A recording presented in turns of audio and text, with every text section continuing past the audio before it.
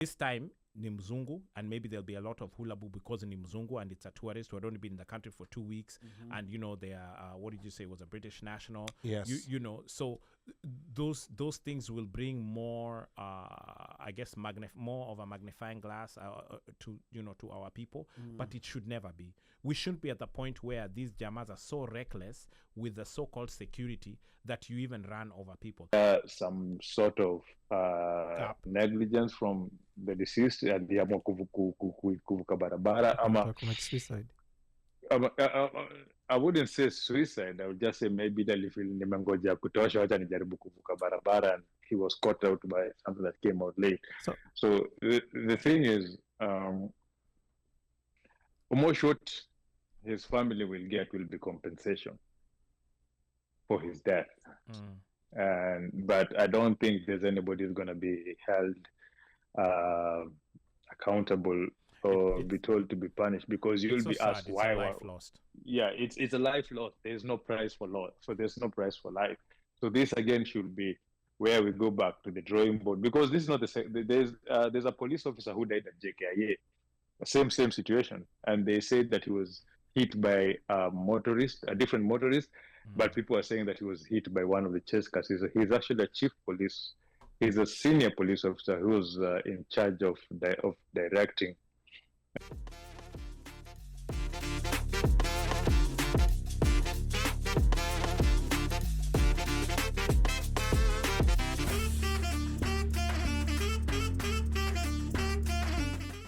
A British tourist who was in the country for only 2 weeks got killed by the speeding motorcade of President Ruto. DJ Mosh Fire. So, Ali,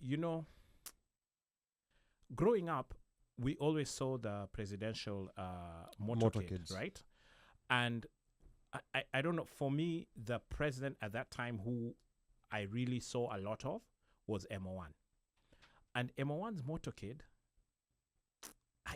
I think for me, I never saw it speeding.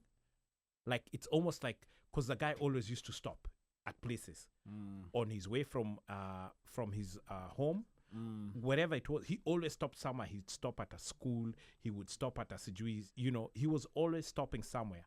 But these other guys these days, if you're in their way, and it's not only the presidential, but just pretty much any one of those government officials who have the flashing lights or have flags on their cars, it's a problem. And so you would think at some point that there has to be caution about, yes, there's security to it. And, that's part of the reason why they move fast, So because if for one, if you are even trying to catch up with them, akuna, and then if there's something along the path or way, hopefully, kuna vile uneza pita before kitu ilipuke or whatever. But the rhyme and the reason to it without thinking of life doesn't make sense. Right. And then when tragedy has occurred, you would think, and I could be wrong, there's an ambulance in that motorcade, or at least there's a medical something or whatever. Maybe it's enough to even stop, do something, or at least ata mchukue mtu mweke ndani ya gari muendele mkienda na yeye or something. But it's like, whatever, ujisort. That doesn't sit well with me, because this time ni mzungu, and maybe there'll be a lot of hula boo because ni mzungu and it's a tourist who had only been in the country for 2 weeks, and they are what did you say, was a British national? Yes. So those things will bring more, I guess, more of a magnifying glass to our people, but it should never be. We shouldn't be at the point where these jamas are so reckless with the so-called security that you even run over people.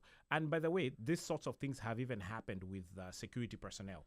When they are running to the cars, the door hits them, or the guy, he jumps out of the motor. Yeah, and then they're riding, like outside a moving gunshot, car. yes. Yeah. They normally they have the rails there, and that's like leading up to, But during campaign time is when you actually see them doing some acrobatics. You're like, hey, this doesn't make sense. They're on the back, they're on the side, there's what. So there needs to be some sort of onus for these people to be held accountable. And I'm sure it's on video, it's somewhere. Somebody has all of that stuff. These jammers need to be prosecuted, whoever they are. and whoever is in charge of that whole nini, the whole point of it is there's a safe way of moving around, and there's a way of moving around such that you harm people. But you know, it's protocol when the presidential entourage is moving, you're supposed to clear the road. Now, correct. There are those jamas. Yeah, you're right. Because normally they clear the road ahead, right? Yeah. Now, as we get to introduce Mika, I've always wondered, and of course, remember the number to call is 202-683-4570. Press *5 to speak. Mika, I've always wondered, is there a security reason for those vehicles to move that fast? Because first of all, those vehicles are so many. They could be even sometimes up to 50 or even more. Is there any security reason for that? And is there any particular reason why they have to move at breaknecking speeds when they're passing? A moving target is hard to shoot. Simple as that. A moving target is hard to shoot. Yeah. So remember that is the president of the country that is being carried over there. Even right here, when you see the beast on the highway, it flies. Yes. It doesn't go that slow. It doesn't drive slowly. It flies. It's protocol in all countries that when the presidential entourage is moving, you're not supposed to be on the road. Like it's just known. As in, it's quite unfortunate that somebody died. It's quite unfortunate that maybe, and it was not even. It was one of the. It was not even the leading chase cars that hit. It was one of those that were in the middle, in between after amepita hizo zenye zinafuata nyuma. Yeah, sometimes there's a big gap in between. Yeah. It's so that's why you're wondering. So if already the chase, the pacers that come, which is usually a motorbike, which clears the road, and then when the motorbike comes, you'll find like two sedans which also come, and they have presidential escort on the knee. With this one, the ones that push you out of the road completely, and then now his stream of vehicles start coming, and in between there, depending on the formation they're driving in, he'll be there in the middle of it, and then there's the chasers from behind who are coming also. So now the thing is, what I didn't understand is, if he wasn't hit by the first car, how was he hit by the cars in the middle of the entourage? So that also shows, was there some sort of negligence from the deceased and the kuvuka barabara ama suicide? I wouldn't say suicide. I would just say maybe nimengoja kutosha, wacha nijaribu kuvuka barabara, and he was caught out by something that came out late. So the thing is, almost what his family will get will be compensation for his death. But I don't think there's anybody who's going to be held accountable or be told to be punished, because you'll be asked why. It's a life lost. Yeah, it's a life lost. There's no price for life. So there's no price for life.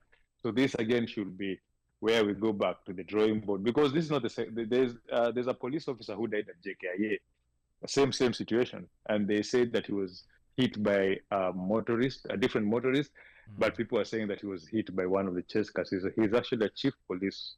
He's a senior police officer who's in charge of directing the traffic at JKIA or something. Yeah. Mika, so umesema hakupata medical attention? No, but he died on the spot, according to a report from Citizen. His head was crushed and his chest. I saw video. And then the cars that were passing after also ran over him. So it was multiple cars. So he was chapated. Yes, for lack of a better, there was a video that actually captured the whole thing. So my question is, bad accident. Kwa Marekani, it's known kwamba minimum ya motorcade ya raisi inakuwa na magari kadhaa. Nakumbuka I reported that in Amplifier like 10 years ago, wakati Obama anakwenda Tanzania. I don't remember exact number, but there's a minimum kwamba kutokuwa kuna ground force 1, that's suburban. Kutokuwa kuna ambulance, kutokuwa kuna sikumbuki gari nyingine, kuna hiyo Cadillac, kuna Cadillac, then kuna the Beast, alafu na ground force 1 ambayo ndio inahusisha communication na Pentagon, iko connected directly na Pentagon, then lazima kunakuwa kuna gari ya afya, masuala matibabu and all this stuff, and I'm not sure kwa Kenya kama ni the same. No, so Kenya, there's usually an ambulance, actually not one. Okay.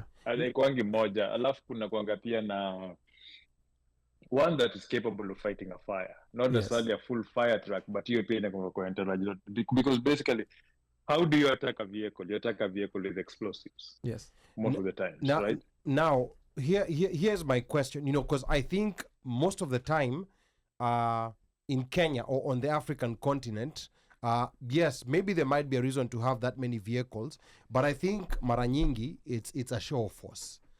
Because think about it, when you move like that, una move to seme like in a city, or even if you're going to another part of the country and there's that movement, there's a show of force that the people feel when they see that happening. And now, unfortunately, in Kenya, kuna now 47 presidents in the 47 counties. So governors are doing the same thing. They're starting to move, maybe not as many cars as the president, but they're moving with multiple cars. Tanzania tuna mpaka rais wa Wasafi. Yeah. Wewe unajua mpaka nani Museveni utembea nacho. Yule umri wake anaweza kahitaji ni time. But anyway, no, like he has a truck that's a toilet. Yeah. Lakini my point is, Miko amezungumzia kwamba, fast moving target is hard to, is hard to eat. The issue is wanakwenda so fast, alafu wanakuja wanasimama same so insecure. Na wanaanza kuzungumza na wananchi. Na unajua interesting bandio, hiyo hao wananchi ambao wanamzunguka hakuna ambaye ameangaliwa, because sometimes wanaenda kwa roadside random. That's my point. Ambaye, so what's the point uko uchochoroni, unakwenda 200 miles an hour, unafika unasimama katika mji ambao nobody has checked anybody, unaamini tu kwamba mambo yatakuwa sawa. Hizi video ambazo tumeziona, But I wouldn't say they're that exposed. I wouldn't say that just because they try to make it look like wako within even na watu, but man, ile na Kenya, the things they do, Kenya is my friend, wanasimama kwenye vijiji, mtu anatoka ndani ya nyumba yake akiwa na guruneti tu pale. Kuna jamaa anauza mahindi hapo, jamaa mahindi na anajua kwamba anakuja. No, you know tactically. Nakwambia kuna jamaa anauza mahindi, huyo jamaa alikuwa amekuja hapo a month ago, amefungua biashara ya mahindi, si jamaa kuuza mahindi. True, but tactically, there's a friend of mine who's in the military who has seen some of those, and he's not even Kenyan, who has seen some of those Kenyan campaigns and some of those situations where the president is on top of a car and there's a big crowd around him. Na anasema, this is the easiest. Anasema it's good that in your countries, like, people are not looking to assassinate the president. Yeah. Anasema this is the easiest, this is the easiest kind of assassination. Yes. Ali, it looks that easy. It looks that easy, but trust me, try assassinating a Kenyan president, you'll know how hard it is. No, but what I'm saying, someone who's trying to assassinate a president, yeye mwenyewe pia is committing suicide. So we are not saying the person will not be apprehended. He's not ready for that. Yeah. We're not saying the person will not be apprehended or anything, but just tactically, like from some of these people who've served in places like Iraq na nini, wakiangalia tu pale, because it takes very quick, because the other thing, like in the US, in a place where there's a crowd around a president, normally there's someone who's checked those people who are close to the president. But Israel is a Kenya, I have attended them. There is no one who checks you. Unafika tu hapo vile ulivo. Kama umebasi. Wewe utaingia kwa rally, hiyo si shida. Unafaa kuangalia number one. These guys risks could train na nani? Utrain na Mossad. Right? And then they don't train with the Mossad, they train with the SS, the British SS.